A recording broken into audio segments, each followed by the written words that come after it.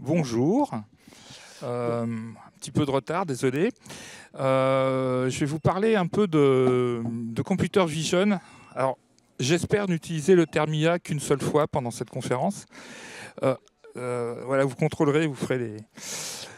Donc, l'aspect extrêmement utile au sein de projets open source, et je vais vous parler de deux exemples, mais surtout d'un exemple. Je rappelle, computer vision, c'est quoi? C'est la vision par ordinateur.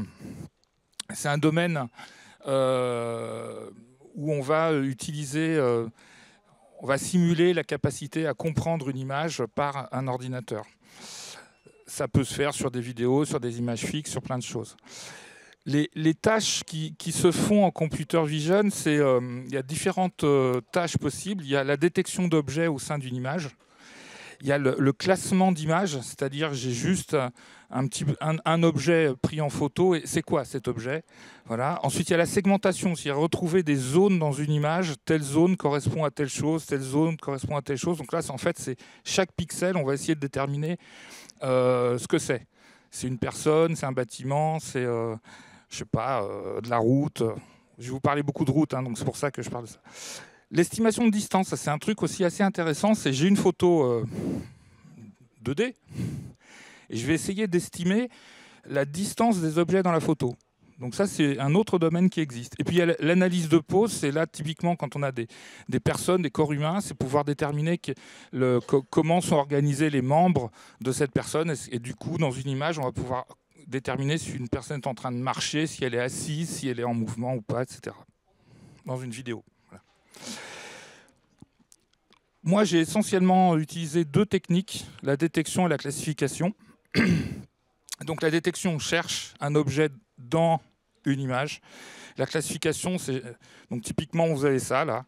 Donc là, on détecte qu'on a un chien et qu'on a un chat dans cette photo.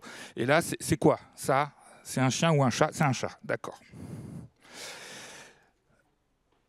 Donc un exemple avec le projet Panoramax, je vous en parlerai un petit peu si vous voulez. Panoramax, c'est un street view, si vous voulez, mais libre et collaboratif. Et donc on a une obligation évidente, avant de publier des photos qu'on prend dans la rue, c'est de flouter les visages et les plaques d'immatriculation. Donc moi, mon besoin, ça a été de détecter les visages et les plaques d'immatriculation parce qu'on a besoin de les flouter avant la publication des photos.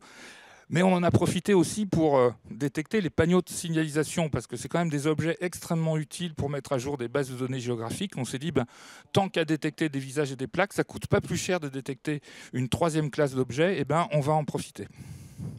Donc on les repère dans les photos, ce qui permet de les flouter, et ce qui permet aussi d'extraire pour les panneaux, c'est-à-dire faire juste le crop de la partie qui nous intéresse, pour ensuite pouvoir les traiter et en faire des choses beaucoup plus intéressantes. J'ai aussi utilisé de la détection sur de la photo aérienne. À la base, ce que je voulais, c'était détecter les places de stationnement handicapées. Donc voilà, un exemple de ce qu'il détecte. Alors parfois, ça peut être un petit peu difficile, typiquement quand il y a une voiture qui est garée sur la place, mais le modèle, il a quand même réussi à déterminer que c'était une place handicapée. Effectivement, on a les petits logos qui sont là. Il y a beaucoup de cas où ça m'a épaté parce que ça arrivait à détecter des trucs que moi je ne voyais pas. Bon, un modèle, ça part pas de zéro. Donc il faut annoter du contenu pour entraîner le modèle. Et donc ça, c'est une phase qui est extrêmement intéressante. Ce que j'ai découvert, parce que je ne suis pas du tout un spécialiste du domaine, moi ça fait à peine 2 ans que j'ai commencé à utiliser ces technologies dans le cadre du projet Panoramax, c'est qu'on a des modèles qui sont pré-entraînés et que du coup, pour entraîner typiquement un modèle, le spécialiser sur un certain type d'objets qu'on voudrait détecter, quelques centaines d'images peuvent suffire. Là, dans le cadre des places de stationnement handicapées, je crois que j'en avais 500. Vous voyez, c'est pas énorme et on arrive à entraîner des modèles avec relativement peu de données. On a besoin que ces données soient suffisamment diverses. Parce que si on prend toujours, on va dire, des images un petit peu idéales, ben, dès qu'on va avoir une image source qui sera moins bonne en qualité ou ça sera plus de travers, etc., eh bien, le modèle il n'arrivera pas à détecter, on ne l'aura pas entraîné pour ça. On a besoin d'une cohérence dans la notation, c'est-à-dire que si dans une image, j'ai plusieurs objets, il faut vraiment que je les annote tous, que j'en oublie pas. Parce que sinon, le modèle, à l'entraînement, va pouvoir se dire « Ah ben non, ça, en fait, il ne faut pas le détecter. » Mais si, il faut le détecter, c'est juste moi qui ai oublié de la noter. Donc ça, c'est un point extrêmement important. Il ne faut pas non plus avoir trop de classes différentes de types d'objets qu'on veut détecter. Je parle bien pour la détection. Et il faut qu'on ait une similitude dans le nombre d'occurrences à l'entraînement. C'est-à-dire si vous avez 3 types d'objets différents, comme dans mon cas là, il me manque un petit peu des visages. Donc il a un peu plus de mal à détecter les visages parce qu'il n'a pas eu suffisamment d'entraînement. Alors, la détection au sein d'une grande image, c'est lent. Enfin, tout est relatif. Hein. C'est relativement plus lent que de la classification. Pourquoi? Parce qu'il va falloir chercher dans toute l'image. Donc en fait, imaginez l'algo, il va falloir qu'il passe en revue tous les pixels. Donc ça prend plus de temps. Il faut limiter le nombre de classes à détecter. Typiquement pour les panneaux de signalisation, je n'ai pas entraîné pour détecter chaque modèle de panneau séparément. J'ai créé vraiment une classe panneau de signalisation. Et après, comme on va le voir, j'ai un deuxième modèle qui, lui, va s'occuper de classer, c'est-à-dire de déterminer quel type de panneau c'est. La notation est fastidieuse. Il ne faut pas oublier d'objets, comme j'indiquais, ça prend un peu de temps. Il y a des outils qui permettent de le faire de façon collaborative, et ça, c'est vraiment intéressant. Le classement, par contre, lui, contrairement à la détection, ça va vraiment très vite. Pourquoi? Parce qu'il va pouvoir fonctionner sur des versions très réduites des images. Typiquement, avec l'outil que j'ai utilisé, ce sont des images de 224 pixels de côté. Donc vous voyez, ce n'est pas des trucs c'est pas des grosses quantités de données à traiter. Donc ça va vraiment très rapide. C'est vraiment rapide. Typiquement, avec des cartes graphiques qui ne sont pas hyper évoluées, on est de l'ordre de 10 millisecondes, quoi. Donc, dans le cadre de Panoramax, on a fait le Panoramax. Donc, notre première étape, c'est j'ai une photo. Je vais détecter un objet au sein de ma photo. Voilà, donc là, j'ai détecté un truc classe panneau de signalisation. J'ai pas de plaque d'immatriculation, j'ai pas de visage, voilà. Ensuite, la deuxième étape, c'est je croppe ce que j'ai détecté. Et là, je refais une deuxième passe de détection. Pourquoi? Si vous avez un peu de souvenir du code de la route, il y a des panonceaux en dessous. Et ces panonceaux changent le sens du panneau qu'il y a au-dessus. Là, ce n'est pas que j'ai un virage tout de suite, je l'ai plus tard. Donc vous voyez, vous avez sens interdit à 150 mètres, ce n'est pas maintenant que j'ai le sens interdit, c'est plus tard. Donc ça, c'était extrêmement important pour nous de séparer les deux. Donc j'ai refait un deuxième modèle de détection qui, lui, sépare les panneaux des panonceaux. Le troisième modèle, enfin en fait il y en a deux, va s'occuper de déterminer quel type de panneau c'est. Donc là c'est de la classification, c'est plus de la détection, c'est de la classification. Et j'ai fait ça par entraînement et annotation successive. Et aujourd'hui le modèle classe à peu près 250 types de panneaux. Et j'ai dû introduire des classes que j'appelle poubelles. Parce que parfois la détection va avoir des faux positifs, va considérer qu'une forme triangulaire, ça ressemble beaucoup à un panneau de signalisation, ou certains logos. Le logo Leclerc, par exemple, ressemble à un panneau de signalisation. Donc il est détecté comme un panneau, avec un taux de confiance pas très élevé, mais il est détecté. Donc le mieux, c'est de créer à la classification une classe poubelle, où tout ça va aller de côté. Donc le résultat, c'est que j'ai entraîné 4 modèles.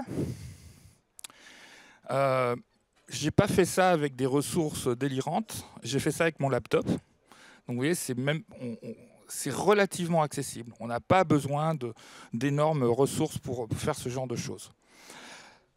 Tous les modèles toutes les données qu'on a notées, les modèles qu'on a entraînés, on les a partagés sur Hugging Face, qui est une plateforme où on peut partager des données d'entraînement et des modèles entraînés.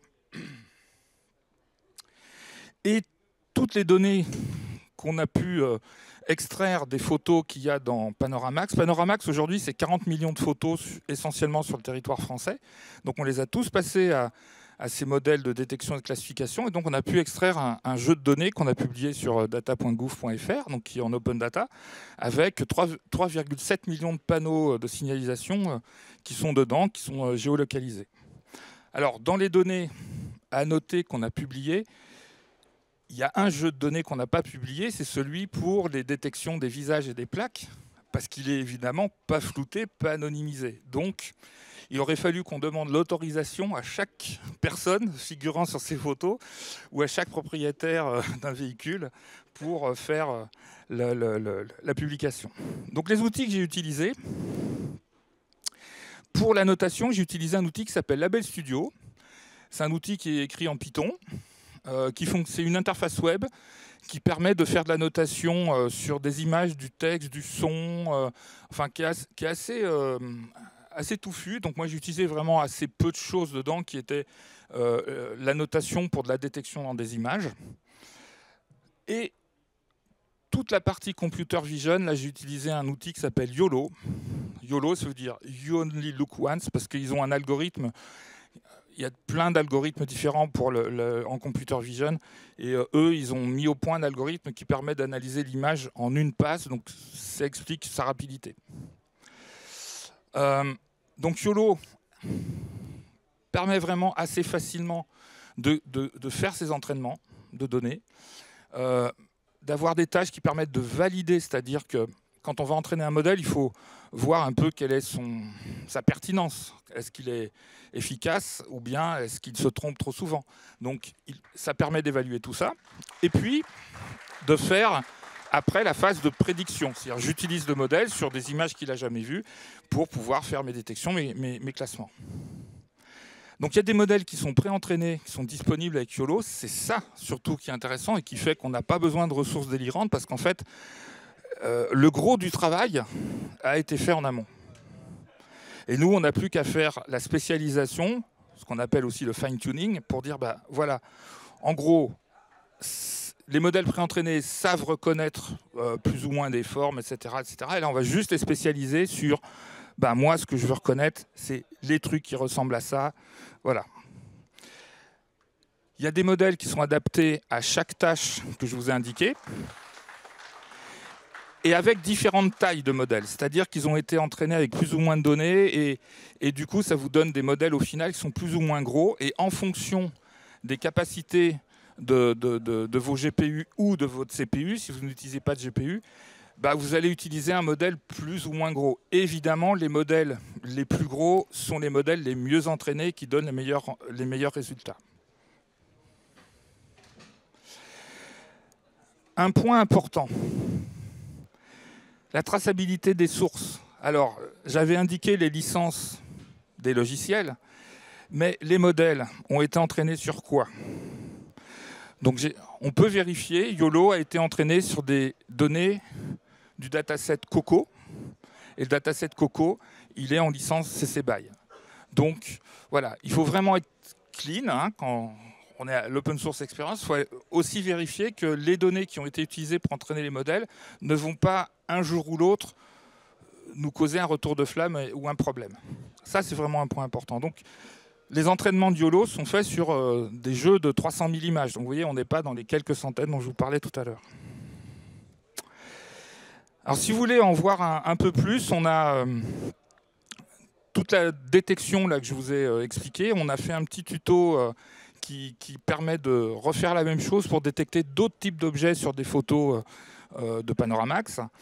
Par exemple, donc là, le tuto cherche à détecter les points d'eau incendie. Mais ça pourrait être plein d'autres types d'objets.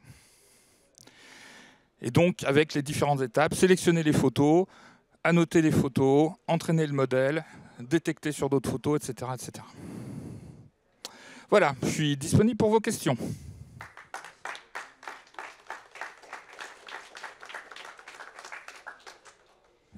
Merci beaucoup. Est-ce qu'il y a donc des questions? Oui. Bonjour. Bonjour, tu as évoqué que tu avais fine-tuné ton modèle sur ton PC, mais qu'ensuite vous avez 300 000 images, si j'ai bien compris, vous avez passé le modèle sur ces 300 000 images? Non, le modèle préentraîné de YOLO a été préentraîné sur 300 000 images. Oui, je me trompe, c'est le Contre, volume de données que vous avez eu derrière. Voilà, par contre, moi, mon fine-tuning que j'ai fait pour la détection, je l'ai fait sur 2000 images à peu près. D'accord, mais ensuite vous l'avez appliqué sur toutes les images que vous avez. Et après, j'ai appliqué sur mes 40 millions de photos. Ouais. Et les 40 millions, vous avez fait ça sur le cloud, vous avez fait ça... Non, j'ai fait ça sur mes machines, enfin, sur nos serveurs. C'est le temps de manipuler, enfin de faire la reconnaissance d'images sur ces... sur ce set-là qui devient très important finalement. Ce qui se passe, c'est que quand on publie des photos sur Panoramax, on les passe systématiquement dans les algos de détection parce qu'il faut qu'on détecte les visages et les plaques. Et donc, on a détecté au passage aussi les panneaux de signalisation. Donc, ils étaient détectés. Et après, il faut juste prendre ces panneaux de signalisation détectés et les passer à la classification pour reconnaître quel type de panneau c'est. Donc, c'est cette deuxième partie qui a été faite en plus, mais sinon, la première, de toute façon, on était obligé de la faire. D'accord, donc c'est en pareil, dès qu'il y a une nouvelle photo qui arrive, c'est en pareil, dès qu'il y a une nouvelle photo qui arrive, ça passe par le processus et ça va l'enrichir. Voilà, avant de publication... Mais il a fallu gérer l'historique, j'imagine. L'historique de... Toutes les photos que vous aviez avant de mettre les modèles. Non, parce que dès le début, du projet Panoramax, on était obligé de flouter les visages et les plaques. Donc, donc ça s'est fait toutes les photos sont forcément passées par ces modèles. Ouais. D'accord, ok, merci. Donc j'ai été faire un tour rapide sur votre site. J'ai vu que c'était essentiellement des photos normales. Est-ce que vous prenez en compte également des photos à 360, un peu comme OpenScan? Oui, il y a les deux. On ne se limite ni à l'un ni à l'autre. Panoramax fonctionne avec des photos aussi bien classiques qu'on peut prendre avec un simple smartphone qu'avec des photos qu'on peut prendre avec des caméras qui prennent à 360. Il y a des caméras assez abordables à 500, 600 € qui permettent de prendre des photos comme ça. Voilà. Comment ? Alors oui, au niveau annotation, les photos 360 ont une projection un peu particulière qui font qu'il y a des déformations. Et en fait, c'est des objets les plus proches et vers le bas qui vont nous poser des problèmes à la détection. Donc là, on sait que ce n'est pas parfait. Notre détection n'est pas parfaite. Ça nous impose par contre autre chose, c'est qu'on peut avoir dans Panoramax des photos qui vont être d'une résolution très moyenne, comme des photos qui font plus de 100 millions de pixels. Donc c'est des photos qui, si on les zoome, on va pouvoir voir des objets. Et donc on est obligé de faire de la détection à plusieurs échelles pour être sûr que la plaque d'immatriculation ou la personne qui est au loin dans cette image à 100 millions de pixels, elle soit quand même floutée, quoi. Merci. Moi, j'avais juste une toute petite question sur l'incertitude de la classification. Parce qu'une classification, elle n'est pas forcément parfaite. Est-ce que vous prenez en compte l'incertitude finale pour intégrer ou non l'information du panneau dans... Alors, dans les données qu'on a exportées, là, le taux de confiance est indiqué. Donc, on a l'information, elle est aussi publiée. Alors, l'incertitude, elle va varier en fonction de la classe, en fait. On s'aperçoit quand on entraîne, enfin, au moment où on fait les entraînements, où on teste à chaque run, à chaque époque, le résultat, on peut voir que tel type d'objet est facilement détecté, il y a peu d'erreurs, il y a des très bons ratios, et par contre, tel type d'objet, alors là, il a plus de mal, il fait plus de confusion, etc. Donc on peut très bien, même quand on va utiliser la détection ou la classification, se dire celui-là, il faut que j'ai au moins ce taux de confiance-là pour considérer que c'est bon, ou un autre, se dire à partir d'un taux de confiance un peu plus faible, là je vais quand même considérer que c'est bon parce que je sais que c'est quand même un peu plus difficile. Je vous remercie. Eh bien, si on est bon, je vous propose d'applaudir notre speaker. Et c'était donc notre dernière session de la journée. Et si vous avez des questions, je suis dans le coin. Voilà. Merci beaucoup.